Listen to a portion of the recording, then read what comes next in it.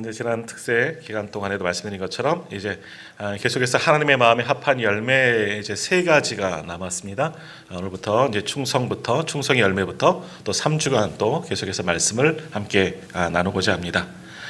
언젠가 그 텔레비전에 유명한 한 중소기업에 대한 이야기가 이제 나온 적이 있습니다. 이 기업의 대표가 일본 회사와 합작하면서 일본에 가서 또 기술을 전수받으면서 한 가지를 깨달은 게 있다 하면서 이 방송에 나오는 게 있는데요. 내용이 이렇습니다. 이 일본 회사랑 합작을 하고 이제 기능공들을 그 회사에 보내서 이제 기술을 이제 배우게 하는 겁니다. 그래서 이제 사람들을 이제 한국에 있는 한국인 근로자들, 기능공들을 이제 일본에 보내서 그 기술을 전수받는데, 그래도 이 사람들은 한국에 있을 때 우리나라에서 그래도 괜찮은 사람들이에요. 아주 잘하는 좀 소문난 그런 사람들을, 실력 있는 사람들을 이제 보냈습니다.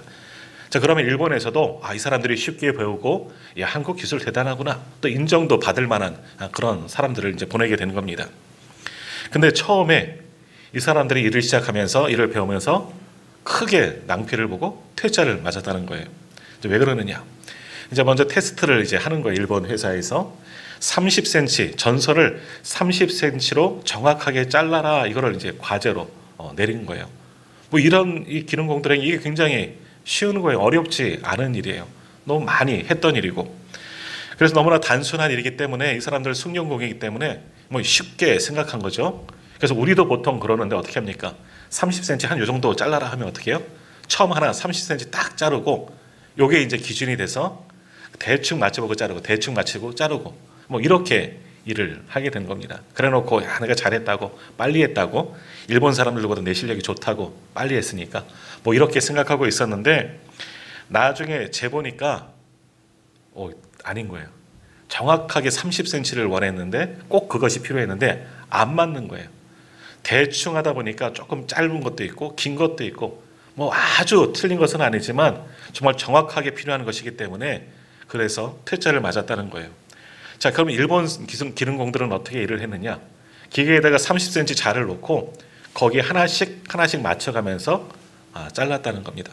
그러니까 처음부터 끝까지 일할 때 조금은 한국 사람들보다 느리긴 하지만 아주 정확하게 필요한 것을 만들게 되었다. 이제 이걸 배웠다는 거예요. 그래서 이 중소기업 사장님이 이런 일을 겪고 나서 이제 깨달았다는 겁니다. 좋은 제품을 만들려고 하면 가장 이 원칙을 지키는 것이 중요하구나. 이게 가장 기본이지만 이 기본적인 것을, 이 원칙을 잘 지켜야 하는 것이 정말 중요한 거구나. 뭐 이런 것을 깨닫고 다 낮추고 가서 아주 잘 배우고 왔다 하는 이야기들을 이제 텔레비전에 나왔습니다. 자, 이 말씀 속에 이제 충성에 대한 이야기가 있는 겁니다. 충성. 오늘 우리가 맺어야 할 열매는 충성의 열매인데, 다른 열매, 우리가 그동안 특세 기간을 통해서 보았던 열매들 다 중요합니다. 성령의 9가지 열매, 처음도 말씀드렸지만 그 9가지 열매 하나만 맺는 것이 아니라 성도들은 몇 가지 맺어야 된다고요? 다 맺어야 되는 거예요.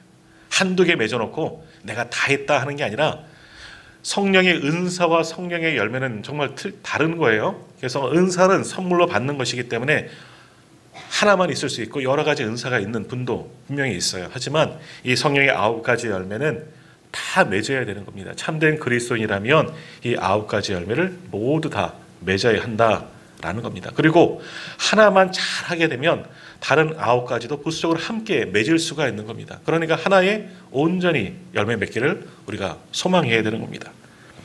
자, 충성의 열매, 이 열매도 마찬가지입니다. 다른 열매들도 다 중요하지만 충성의 열매도 뭐 굉장히 중요한 열매 가운데 하나이고요. 조금 전 들려드린 이 예화처럼 이 충성의 열매는 더군다나 대충해서는 맺을 수가 없다라는 겁니다. 말 그대로 충성해야 되는 거예요. 더욱이 누구에게 충성하는 겁니까? 하나님께. 하나님의 말씀에 이제 조금 바꾸면, 순화시키면 순종하는 거죠. 하나님이 이렇게 말씀하셨으면 이렇게 하는 거예요. 하나님께서 이렇게 말씀하셨는데 거기에 내 생각을 더하고 이렇게 하면 좋겠다, 저렇게 하면 좋겠다, 이렇게 하는 것보다 이렇게 하는 게 더 빠르지 않을까, 낫지 않을까. 아까 말씀드린 것처럼 30cm 필요한데 대충 눈대적으로 그동안 너무 익숙하게 했기 때문에 내 방법대로 하는 것, 이게 충성이 아니라는 겁니다. 하나님께서 이렇게 하라, 이 길로 가라면 그렇게 하는 거예요. 가는 거예요. 아브라함에게 떠나라, 떠나는 겁니다. 그 다음은 생각하지 아니하고 하나님의 뜻에 정확하게 맞추어 그 원칙에 맞추어서 움직이는 것, 그 주어진 말씀에 그 주어진 사명에 최선을 다하는 것, 어떤 것도 내 생각 이 안에 넣지 아니하고 말씀하신 그대로 나아가는 것, 그것이 바로 충성이고 그렇게 맺어지는 것이 충성의 열매이다. 이게 이제 결론적인 말씀이죠. 더욱이 이제 오늘 말씀을 통해서 우리가 충성의 열매 어떻게 맺어야 하는가 함께 잠시 나누도록 하겠습니다. 자, 먼저 우리가 충성하면 뭐가 생각나죠? 군대가 가장 먼저 생각납니다. 요즘에 이제 텔레비전 다는 보지 않지만 유튜브로 잠깐 보는 게 개그 프로그램을 보는데 해병대하고 특전사하고 누가 세냐 맨날 둘이 툭탁툭탁 하고 막 서로 때리면서 이렇게 싸우는 그런 장면이 나오는데 해병대는 필승하고 특전사는 단결하고 좀 구호가 틀려요. 이제 그런 부대는 좀 틀리지만 대부분의 저도 육군이기 때문에 육군은 대부분 충성 100골 하는 데도 있고 이기자 하는 부대도 있긴 하지만 대부분 우리나라 군대 구호가 경례 구호가 충성입니다. 충성이라는 구호를 붙이면서 대부분은 다 그렇게 경례를 하게 되어져 있습니다. 여기서 말하는 충성은 뭐겠습니까? 진실된 마음으로 가득 찬 신뢰라는 뜻입니다. 진실된 마음으로 내가 온전히 신뢰하고 따르겠다 하는 그런 단어가 충성에 그렇게 담겨진 뜻이다라는 겁니다. 이것도 마찬가지예요. 원칙이 있으면 흔들림 없이, 명령이 있으면 전혀 흔들리지 않고 내 생각 붙이지 않고 그대로 하겠다. 그것이 충성이라는 거죠. 그러니까 군인은 이것이 필요한 겁니다. 상관의 명령에 반드시 순종해야 되는 거잖아요. 그렇지 않으면 지휘관의 명령에 순종하지 않으면 전시에는 안 되는 겁니다. 그래서 충성이라는 구호를 붙이면서 내가 당신의 말에 내가 따르겠다. 그대로 신종하겠다. 신뢰하고 내가 그대로 행하겠다. 이런 의미가 다 담겨져 있고 그것이 매번 하는 이 경례에도 충성이라는 구호를 붙이며 한다라는 겁니다. 자, 오늘 본문의 말씀에도 보면요. 먼저 이제 사무엘상 13장의 말씀을 보면 이스라엘 백성들이 이제 국가가 세워질 그 당시의 이야기입니다. 이때는 하나님께서 사울을 이스라엘의 첫 번째 왕으로 세우시고 그 얼마 되지 않은 때의 이야기인데 이때 아주 굉장히 중요한 전쟁이 이제 치르게 되는 겁니다. 믹바스라는 그런 곳에서 블레셋과 이제 이스라엘 군대가 서로 대치하고 전쟁을 하게 되는 겁니다. 사울이 왕으로 된 이후에 처음 만나는 그런 전쟁이기 때문에 사울 왕에게 있어서도 굉장히 중요한 전쟁이 오늘 본문에 나오는 그런 전쟁이라는 거예요. 그래서 여기서 잘못해서 이스라엘이 패하게 되면 말 그대로 왕의 체면이 말이 아닌 거예요. 나라도 위기가 찾아오겠지만 백성들에게 신뢰받지 못하고 믿지 못하는 그런 왕이 되는 겁니다. 당시의 왕은요, 그냥 뒤에 앉아서 명령만 내리는 사람이 아니라 직접 전투에 참여해서 마치 선봉장처럼 직접 그 전쟁 속으로 들어가서 지휘하는 것이 이 왕의 역할이었다는 겁니다. 그러니까 백성들은 왕을 보면서 용기를 얻고 나가서 싸우고, 그래서 왕이 그 전쟁에 승리를 하면 왕의 신임이 굉장히 높아지는 겁니다. 백성이 잘 따를 수 있는 거죠. 더욱이 지금은 사울이 이스라엘의 첫 번째 왕이 된 지 얼마 되지 않은 시기이기 때문에 아직 이스라엘 백성들 왕이 뭔지 아직 잘 모를 때 왕을 요구해는 했지만 어떤 것이 왕인지, 왕이 어떤 직무가 뭔지, 왕이 우리를 위해서 해줄 것이 뭔지 이런 걸 잘 모르고 그저 우리를 위해서 잘 싸워주고 이겨줬으면 하는 그런 마음을 가지고 이 사울을 보았다라는 겁니다. 자, 그런 상황에서 이제 전투를 하게 되었는데 이제 오늘 우리가 읽은 말씀 보면 어떻습니까? 막상 블레셋이라는 나라와 싸우러 나갔는데 상대방이 만만치 않은 겁니다. 상대방을 보니까 우리보다 세 보이는 거예요. 병거도 있지요, 말탄 마병들도 있죠, 기마병들도 있지요. 백성들도 오늘 말씀도 조금 이따 보겠지만 해변의 모래처럼 아주 굉장히 많은 거예요. 그러니까 이스라엘이 사울을 따라서 백성들이 나갔는데 적들을 만나자마자 두려워지기 시작하는 겁니다. 야, 이 싸움 안 되겠네? 한 그런 마음이 생기게 된 거죠. 자, 사울도 전쟁의 터에 나갔는데 백성들을 이끌고 한번 싸워보자 나갔는데 이 상황이 안 좋게 돌아가는 것 같습니다. 이거 보니까 이거 참 난처하게 된 거죠. 굉장히 당황하게 된 겁니다. 근데 사울이 생각하지 못한 것이 하나 있습니다. 지금 자기는 왕이에요. 왕으로 백성들을 군사들이 이끌고 나가서 내가 최고 사령관, 최고 지휘자이긴 한데 그러나 이스라엘 백성은 진짜 지휘관이 따로 있습니다. 누구겠습니까? 하나님이시죠. 하나님을 의지하고 하나님의 방법으로 나아가면 이길 수가 있는 겁니다. 지난 사울 이전에 사사시대 때 이미 그런 것들을 다 경험하지 않았습니까? 사사시대 때 그들은 역사 속에서 경험했고 실제로 그 사사들을 경험한 사람들도 분명히 있을 것이고 사사시대 전투는 어떻게 합니까? 도저히 싸움이 안 되는 전투예요. 이스라엘 백성들이 당연히 이방 나라들과 싸우면 반드시 질 전쟁입니다. 블레셋도 그렇고 미디안도 그렇고 저 위에 아람도 그렇고 사실 이스라엘은 전체가 통일되지 않은 시대이기 때문에 부족 국가예요. 지파예요. 지파 중심이에요. 그러니까 아직 단결된 하나로 된 큰 군대 조직이 없는 겁니다. 그러니까 이방 나라랑 붙으면 전쟁하게 되면 특별히 이길 만한 그런 상황이 전혀 아닌 것이 지금 오늘 말씀의 배경 가운데 하나입니다. 사울이 왕이 돼서 군사들을 이끌고 갔지만 이것도 역시 마찬가지입니다. 아직은 오합지졸이에요. 사람이 얼마나 되는지 모르겠지만 그러나 상대방은 훈련된 군사들이고 블레셋은요 아주 호전적인 민족입니다. 지금도 팔레스타인 사람들 빼앗긴 자기네 땅이라고 생각하면서 그것을 찾으려고 계속해서 게릴라전 하고 있지 않습니까? 이스라엘과 지금도 싸우고 있지 않습니까? 예전에도 그랬습니다. 더욱이 당시는 많은 나라가 청동기 문명의 시대 때 블레셋은 철기를 가지고 있습니다. 그만큼 강력한 무기가 있다는 거죠. 병거, 우크라이나 전쟁에 탱크가 힘을 잃지만 당시 탱크 역할을 할 수 있는 병거도 블레셋은 있었습니다. 기마병도 많이 있었고 상대적으로 이스라엘은 여기에 비하면 아무것도 안 되는 거예요. 싸움이 되지 않는 겁니다. 자, 오늘 본문 5절 말씀을 보면 당시 이스라엘과 전쟁을 치르는 이 블레셋 군대의 규모를 알 수가 있는데요. 조금 올라가셔서 한번 말씀 보십시오. 사무엘상 13장 5절 말씀 제가 한번 읽겠습니다. 블레셋 사람들이 이스라엘과 싸우려고 모였는데 병거가 3만이요 마병이 6,000명이요 백성은 해변에 모래같이 많더라. 그들이 올라와 베다웬 동쪽 믹마스에 진침해라고 말씀합니다. 블레셋 군대랑 이제 대치하게 되었는데 블레셋 군대를 보니까 병거가 오늘로 말하면 탱크가 3만 대라는 거예요. 여기에 가서 기가 확 죽어버리죠. 그 뒤에 날쌘 마병들, 기마병들이 6천이나 준비되어져 있다는 겁니다. 그리고 백성들은 아주 해변의 모래처럼 까맣게 있는 겁니다.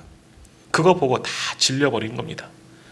이 엄청난 적들의 수와 그 기세, 그 무기들을 보고 이스라엘 백성들 사울을 쫓아 자기에게 세워진 왕을 쫓아 나오긴 했는데 적군을 보니까 간담이 서늘한 겁니다. 자, 6절, 7절 보시면 이때 이것을 본 이스라엘 백성들의 모습이 나옵니다. 6절, 7절 말씀 한번 보십시오. 이스라엘 사람들이 위급함을 보고 절박하여 굴과 수풀과 바위 틈과 은밀한 곳과 웅덩이에 숨으며 어떤 히브리 사람들은 요단을 건너 갓과 길앗 땅으로 가되 사울은 아직 길갈에 있고 그를 따른 모든 백성은 떨더라라고 말씀합니다. 벌써부터 전쟁이 끝난 겁니다. 이스라엘 군대가 아주 기세등등하게 왔다가 적들을 만나게 되었는데 적들의 그 기세, 마병과 병거와 그 수를 보고서 도저히 감당이 안 되는 거예요. 그래서 어떡합니까? 7절 맨 마지막에 있는 말씀처럼 모든 백성이 두려워 떨기 시작합니다. 심지어는 도망치는 사람들이 있는 거예요. 오늘 말씀에 보면 요단강을 건너갔다 그러잖아요. 이스라엘 요단강 중심으로 당시에는 요단 동편과 서편에 있어요. 지금은 요단 서편만 이스라엘 땅인데 당시에는 요단 동편에 갓, 므낫세 반지파, 르우벤 지파가 이렇게 있었어요. 근데 전쟁 치러 왔다가 블레셋 군대가 너무 강한 것을 보고 도망치는데 어디까지 도망가느냐? 요단강을 건너서 저기 갓 땅까지 요단 동편 아주 멀리까지 완전히 반대편으로 도망친 겁니다. 블레셋은 해변에 있는 민족이에요. 지중해 연안에 있는 그런 민족이죠. 완전히 반대편으로 도망친 겁니다. 얼마나 저게 기세가 등등했으면 이렇게 도망치는 자들이 많았느냐라는 겁니다. 숨고 이거 군대 지휘가 안 되는 겁니다. 싸워보기도 전에 이미 이스라엘 백성들은 기세에 눌려서 진 싸움입니다. 싸워봤자 다 죽을 것이 뻔한 그런 전투입니다. 자, 이렇게 전세가 완전히 급격하게 안 좋게 전개되자 사울 왕이 이제 큰 결단을 하는데 어떤 결단을 하느냐? 자, 9절 말씀 한번 보십시오. 사울이 이르되 번제와 화목제물을 이리로 가져오라 하여 번제를 드렸더니 라고 말합니다. 갑자기 제사를 드려요. 자, 근데 이게 무슨 제사냐? 당시 이스라엘은 전쟁을 하기에 앞서서 하나님께 먼저 번제를 드리고 제사를 드립니다. 이건 뭐예요? 하나님만 의지하겠습니다. 전쟁은 하나님께 속하는 것이기 때문에 우리는 지금 전쟁하러 가지만 이방 나라가 쳐들어와서 전쟁을 할 수밖에 없지만 하나님 우리와 동행하여 주십시오. 하나님께 간절히 기도하고 예배하고 전쟁에 참여했습니다. 이것이 오랜 전통 가운데 남아 있었던 것이죠. 그래서 전쟁을 하러 갈 때 그들은 법궤를 가지고 나가는 겁니다. 하나님이 우리와 함께 싸우신다, 앞서가신다 하는 의미로 법궤를 가지고 싸우지 않았습니까? 그래서 사울이 너무나 급격히 전세가 기울자 가만히 생각해 보니까 안 되겠는 거예요. 그래서 먼저 제사를 드립니다. 하나님께 나아간다 할 수 있는 거죠. 하나님 이제 전쟁 시작하니까 우리와 함께 하십시오. 뭐 이런 생각도 할 수가 있는 겁니다. 근데 문제가 생기는 겁니다. 사실은 이 제사 누가 해야 집례해야 되는 겁니까? 당시 제사장이 집례하게 되어 있죠. 당시 제사장은 사무엘입니다. 사무엘이 사사이고 지도자이고 당시는 민족의 지도자였습니다. 그것을 이제 지도자의 역할을 이제 사울에게 넘겨주기는 했지만 아직은 사무엘이 이 제사를 담당할 사람이고 우리가 말씀을 아는 것처럼 오늘도 말씀 시작하잖아요. 이래 동안 기다렸으나 기한대로 정한 기한대로 일주일 정도를 기다린 거죠. 사무엘이 좀 어찌 보면 더디 온 겁니다. 그래서 참지 못하고 사울이 하나님께 제사를 드렸다. 제사를 주관해야 할 제사장이 아직 오지 않아서 어쩔 수 없이 왜 백성들이 두려워 떠니까 도망치는 사람도 많으니까 할 수 없어서 제사장의 역할을 사울이 했다라는 겁니다. 아무튼 그렇게 하나님께 예배를 드린 겁니다. 근데 달리 보면 이런 사울왕을 이해할 수 있습니다. 얼마나 급했으면 이렇게 했을까? 또 얼마나 백성들이 두려워 떨면 하나님께 우리 의지하자 뭐 이런 마음으로 하는 것 아니겠습니까? 그런 일도 생각해 볼 수 있는 겁니다. 근데 또 한편으로는 뭡니까? 사울이 월권한 겁니다. 왕이지 제사장은 아닙니다. 제사장은 사무엘인 거죠. 약속을 했고 약속한 시간이 조금 안 되긴 지근하긴 했지만 아무튼 기다려야 하는 거죠. 어찌 보면 이것이 사울에게 주어진 하나님의 테스트일 수 있는 겁니다. 자, 아무튼 사울의 집례하에 이렇게 제사를 드리자 그제서야 사무엘이 진영에 도착했습니다. 와 보니까 상황을 안 거예요. 와 보니까 사울이 이제 제사를 드린 거죠. 또 들어보니까 블레셋 군대가 저러니까 기세에 눌려서 이렇게 한 것처럼 보여지는 거예요. 그래서 사무엘이 이 사울 왕에게 묻습니다. 왕이 행한 것이 무엇입니까? 왕이요, 무슨 일을 하신 겁니까?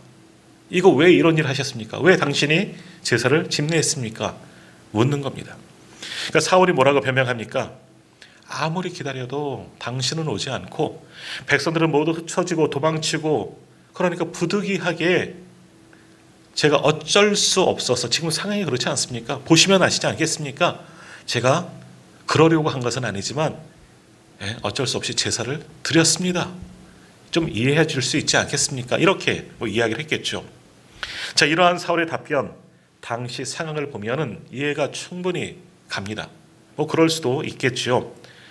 지금 백성들이 흩어지는 위기 속에서 완전히 이대로 있으면 이스라엘은 완전히 무너지고 나라까지 빼앗길 만한 그런 상황이 되니까 전쟁을 하러 나가려고 백성들을 모으려고 하는 것은 한 방법밖에 없는 거예요. 제사를 드릴 수 있는 제사를 드리고 하나님을 의지하는 것밖에 없다. 이렇게 생각해 볼 수 있습니다.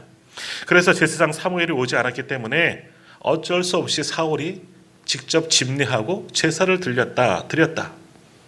당시 상황에 비추어 보면 충분히 일리 있는 그러한 행동입니다. 우리도 그렇게 생각할 수 있습니다. 그런데 원칙이 깨어진 거죠. 하나님과의 약속, 하나님과의 원칙, 하나님의 말씀의 그 원칙을 사울이 지키지 못한 겁니다. 그래서 사무엘은 이렇게 행한 사울 왕을 책망합니다. 그것이 13절 말씀인데요. 13절 말씀도 한번 보십시오. 사무엘이 사울에게 이르되 왕이 망령되이 행하였도다. 왕이 왕의 하나님 여호와께서 왕에게 내리신 명령을 지키지 아니하였도다 라고 말씀합니다. 왕이 그릇 행하였다는 겁니다. 함부로 할 수 있는 말은 아니겠죠. 물론 당시 사무엘은 또 민족의 지도자이긴 하지만 지금은 왕, 칼을 차고 있는 왕 앞에서 이런 말을 하는 것은 쉽지 않습니다. 그러나 얼마나 다급했으면, 얼마나 안타까웠으면 사무엘이 왕에게 이런 이야기를 했겠습니까? 왕이 망령되이 행하였다. 당신 미쳤느냐? 소위 이렇게 말한 건 아니겠습니까? 이건 미친 짓이다. 이렇게 해서는 절대 안 되는 일이다. 당신이, 왕이 하나님과의 모든 약속, 그 말씀에 순종하지 않으셨다. 이건 잘못한 일이다. 왕이요, 잘못했다. 이것을 지적하고 있는 겁니다. 지금 사울의 행동, 당시 상황에 보면 우리도 한편으로는 이해갑니다. 그럴 수도 있지 않을까? 나라도 그럴 것 같다 하는 그런 생각을 들지만, 그러나 그러한 생각들은 인간적인 생각이다라는 겁니다. 하나님 보시기에는 사울은 하나님의 명령을 순종하지 않은 거예요. 하나님의 세우시는 그 원칙을 거스른 겁니다. 아무리 급해도 지금 하나님은 기다리고 계셨다는 거죠. 사울이 지금 어찌하려나. 그런데 사울은 사무엘의 말처럼 망령되이 행한 겁니다. 하나님의 말씀을 가벼이 여기고 상황에 비추어서 지금 어쩔 수 없어요, 하나님. 내가 어쩔 수 없어서 이렇게 했어요. 심하게 말하면 정말 미친 짓을 한 겁니다. 그렇게 망령되이 행동한 사울에게 이제 사무엘이 저주를 선포하는데, 그게 어떤 저주입니까? 14절 말씀 보십시오. 지금은 왕의 나라가 길지 못할 것이라. 여호와께서 왕에게 명령하신 말을 왕이 지키지 아니하였으므로 여호와께서 그의 마음에 맞는 사람을 구하여 여호와께서 그를 그의 백성의 지도자로 삼으셨느니라 라고 말합니다. 왕의 나라가 길지 않을 겁니다. 이제 왕을 내치신다 하는 이야기 아닙니까? 하나님께서 당신을 택하였지만 이제 하나님께서 그 손을 거두어 주실 것이다. 그리고 하나님의 마음에 합한 사람을 새 왕으로 세울 것이다. 저주를, 사울에게는 저주 아니겠습니까? 이 말을 퍼붓습니다. 결국 사울은 어떻습니까? 하나님의 원칙, 하나님의 말씀에 순종하지 못하는 불순종의 사람이고 불충성한 그런 사람이 되고 마는 겁니다. 당시 상황에 비춰보면 일리는 있지만, 그러나 하나님의 뜻에 온전히 순종하지 못했던, 충성하지 못했던 이 사울의 모습을 오늘 보게 됩니다. 자, 우리가 충성한다는 것, 어떤 대단히 큰 일에 온전히 순종하고 따르고 충성하는 것, 이것을 말하는 것은 아니에요. 오늘 우리에게 주어진 것, 내게 주어진 것, 지극히 작은 일이지만 하나님께서 말씀하셨으면, 하나님이 맡기셨으면 그것에 100% 온전히 순종하는 것이 하나님 앞에 충성하는 것임을 오늘 말씀을 통해서 우리에게 보여주고 있습니다. 당시 상황, 하나님이 왜 모르시겠습니까? 말씀처럼 하나님만 의지하고 조금만 더 기다리고 하나님께 더 나아갔다면, 하나님의 말씀에 사울도 충성했다면 오늘 말씀처럼 13절에 있는 말씀처럼 왕의 나라가 길게 될 것이다. 하나님께서 당신을 붙드셨을 것이다. 그렇게 됐을 거예요. 위기 상황 속에서도 끝까지 하나님만 바라보고 그 말씀에 순종하였다면, 충성하였다면 하나님께서도 사울을 복되게 하시고 함께 하셨을 것이다 라는 말씀입니다. 자, 오늘 충성, 우리가 충성의 열매를 맺어야 하는 이 충성의 열매, 충성은요 아주 크고 대단하고 중요하고 위대한 것, 거기에만 충성하는 것이 아닙니다. 내게 맡겨지는 모든 것, 지극히 작은 것 하나이지만 이것을 소홀히 여기지 아니하고 하나님께서 말씀하신 대로 그대로 행하는 것, 100% 순종하는 것, 그것이 하나님께서 원하시는 충성이다. 우리는 그러한 충성의 열매를 맺어야 한다라는 겁니다. 예수님도 마태복음 25장에서 이 달란트 비유, 우리가 잘 아는 말씀이죠. 한 달란트, 두 달란트, 5달란트 맡긴 사람들의 이야기 나옵니다. 그때 뭐라고 말씀하십니까? 작은 일에 충성하였음에 내가 많은 것을 내게 맡기고 주인의 즐거움에 참여할지어다. 맡긴 일에, 주어진 사명에 잘 감당하는 일이 얻는 축복의 말씀이에요. 작은 일에, 지극히 작은 일에 충성하였음에 내가 너에게 더 많은 것을 맡기고 내 주인의 즐거움에 참여하게 될 것이다. 바로 이거예요.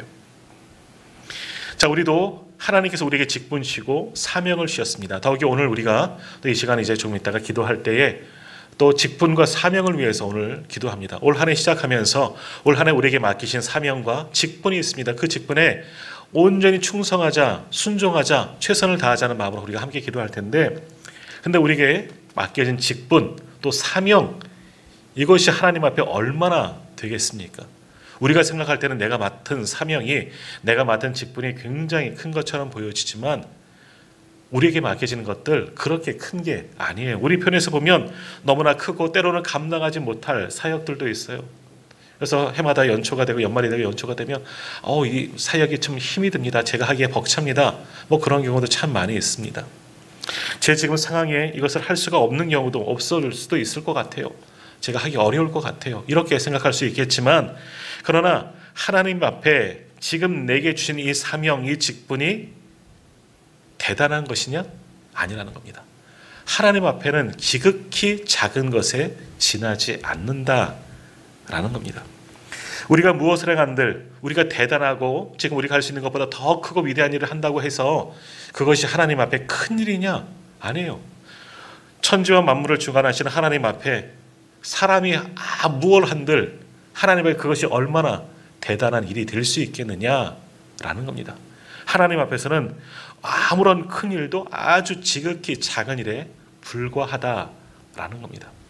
조금 전 달란트 비유, 예수님이 말씀하셨던 달란트 비유, 1달란트, 2달란트, 5달란트, 작은 일에 충성하였다 그래요. 2달란트를 가진 사람이 2달란트를 남기고 5달란트를 맡은 사람이 5달란트를 남겨서 작은 일에 충성하였다라는 그런 칭찬을 받지만, 이들이 맡은 1달란트건 2달란트건 이것이 인간적인 모습으로 눈으로 보면 푼돈이냐? 아니에요. 우리가 상상하지 못하는 액수를 그들에게 맡긴 거예요. 주인이 종의 능력을 맡고 우리로 말하면 수조를, 수백억을 그 사람들에게 맡긴 거예요. 이게 푼돈 아니에요. 그냥 몇천 원짜리 동전 몇 개 준 거 아니에요. 엄청난 것을 하나님께서 종들에게 맡기셨고, 그 맡겨진 것에 최선을 다하여 그들은 충성한 거예요.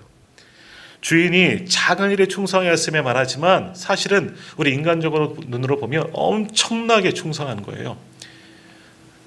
그 몇백억이나 되는 것을 사용해서 더 많은 이익을, 그만큼의 이익을 남겼다는 것은 너무나 귀한 일이죠. 그러나 주인이 볼 때는 그것도 작은 일이다라는 겁니다. 자, 이것을 잘 아셔야 됩니다. 하나님께서 우리에게 맡기신 것, 때로는 우리가 느끼기엔 내가 감당하기에 벅찰 수도 있지만 하나님 보시기엔 지극히 작은 것이에요. 또 우리가 느끼기에도 작은 일이 있어요. 때론 우리에게 내가 맡겨진 사명이, 또는 교회 안에서의 사역이 왜 나는 이런 허드렛 일만 맡길까? 별로 중요치 않은 건 왜 내게 맡길까? 이렇게 생각할 수 있지만, 오히려 이것은 반대적으로 생각하면 굉장히 하나님께서 큰 것을 우리에게도 맡기셨다라고 생각할 수도 있는 겁니다. 결국 충성이 뭐냐? 크든 적든 이것이 중요한 것이 아니라 하나님께서 우리에게 맡기셨다는 것이 중요한 것이고, 이 맡기신 사명과 그 직분에 우리가 얼마나 순종하고 100% 충성할 수 있느냐, 이것이 중요하다는 거죠. 그러나 무엇보다도 하나님 맡기신 것에 대해서 하나님의 뜻에 맞추어서 하는 것, 움직이는 것, 그것이 오늘 우리에게 필요한 충성이다라는 겁니다. 하나님께서 이것을 명령하셨으면 다른 거 생각하지 않는 거예요. 이것에 100% 최선을 다하는 것, 이것이 오늘 맺어야 할 충성의 열매이다라는 겁니다. 오늘 사울은 그것을 하지 못한 겁니다. 하나님께 주신 이 원칙, 그 말씀 순종하지 못하고 월권을 행하고, 상황이 이렇습니다, 저렇습니다, 이렇기 때문에 어쩔 수 없었습니다, 그것은 하나도 통하지 않는 겁니다. 하나님께서 말씀하셨으면 그대로 움직이고 행하고 순종하는 것, 그것이 하나님께서 원하시는 참된 충성이다라는 겁니다.